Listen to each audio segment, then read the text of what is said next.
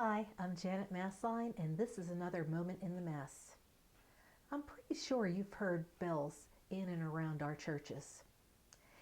In general, the church uses bells as a means to calling people to attention. For example, one function of the bells in the bell tower is to call people to prayer. In many of our parishes, about 5 or 10 minutes before Mass is about to begin, the bells start to peal, calling people to Mass. In the same way, during Mass, the ringing of the bells is to call us to attention, to be ready to begin the next element of the Mass, or just to be attentive to what is taking place.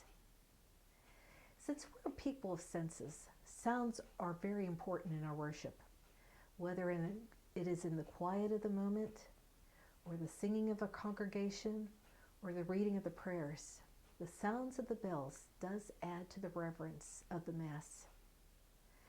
The general instruction for the Roman Missal stipulates that a bell may be rung regularly at 2 places during the Mass. It says, first, a little before the consecration, if appropriate, the minister rings a small bell as a signal to the people.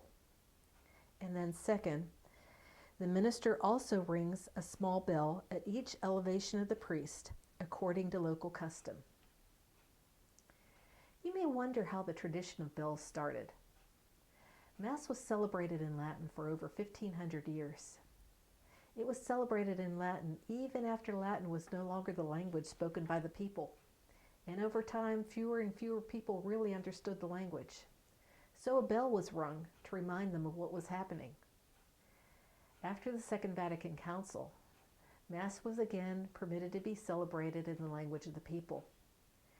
And now, since the people understood what was being said, the thinking of the Church was that ringing of the bells was no longer necessary, and it's remained an option ever since.